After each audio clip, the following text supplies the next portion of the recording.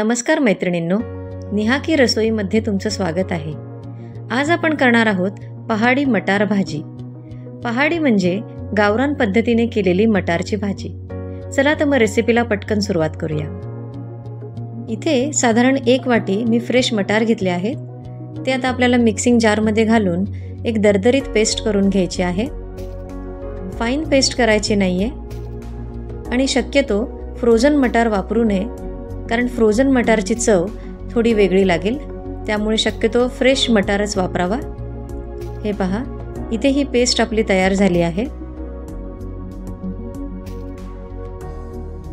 भाजीसाठी एक सिक्रेट मसाला तयार करून घेऊया। त्यासाठी 1 चमचा धणे, पाव चमचा काळी मिरी आणि थोडेसे आलं घालून व्यवस्थित मिश्रण कुटून घेऊया। हे पहा, अशा प्रकारे दरदरीत मिश्रण कुटून घेऊया। त्यानंतर त्यामध्ये 7 ते 8 पाकळ्या लसणाच्या घालायच्या आहेत आणि 2 ते 3 हिरव्या मिरच्या घालायच्या आहेत आणि वाटण पुन्हा एकदा व्यवस्थितपणे कुटून घ्यायचे आहे। हे पहा, इथे व्यवस्थितपणे आपलं वाटण वाटून झालेले आहे।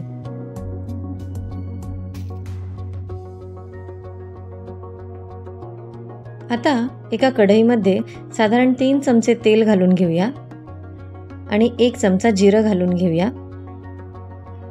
जिरं फुललं की त्यामध्ये साधारण 1 वाटी बारीक चिरलेला कांदा घालून घेऊया आणि कांदा व्यवस्थितपणे तेलावर परतून घेऊया। कांदा गोल्डन ब्राऊन होईपर्यंत तेलावर परतून घ्यायचा आहे। आता यामध्ये क्रश केलेला हिरवा वाटाणा घालून घेऊया आणि भाजी पुन्हा एकदा व्यवस्थितपणे परतून घेऊया।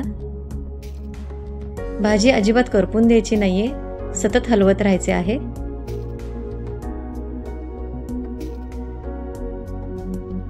एक वाटी बारीक चिरलेला टोमॅटो घालून भाजी पुन्हा एकदा परतून घेऊया।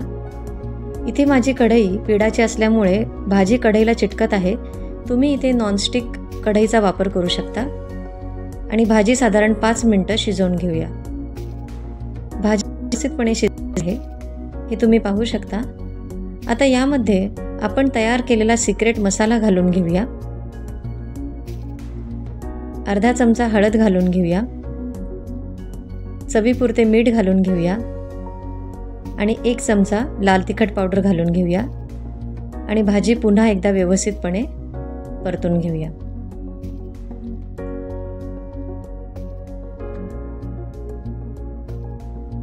आता 3 ते 4 कप गरम पाणी घालून भाजी आपल्याला पुन्हा एकदा व्यवस्थितपणे शिजवून घ्यायची आहे। तुम्हाला पातळ भाजी जेवढी हवी असेल त्याप्रमाणे तुम्ही गरम पाण्याची क्वांटिटी वाढवू शकता। इथे मी 4 कप पाण्याचा वापर केला आहे आणि भाजी पुन्हा एकदा शिजवून घ्यायची आहे, साधारण 7 ते 8 मिनिटं। मैत्रिणींनो, तुम्हाला जर माझी रेसिपी आवडली असेल तर चॅनलला लाईक, शेअर आणि सबस्क्राईब नक्की करा आणि कमेंट करायलाही विसरू नका। हे पहा, आता इथे आपली ही भाजी व्यवस्थितपणे शिजली आहे।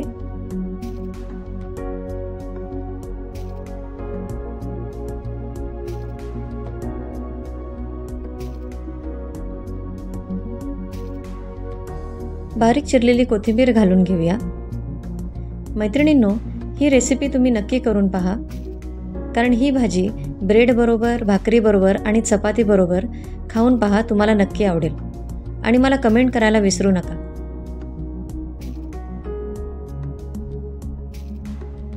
अशा छान छान रेसिपी मी तुमच्यासाठी रोज घेऊन येत आहे, तर चॅनलला सबस्क्राईब नक्की करा।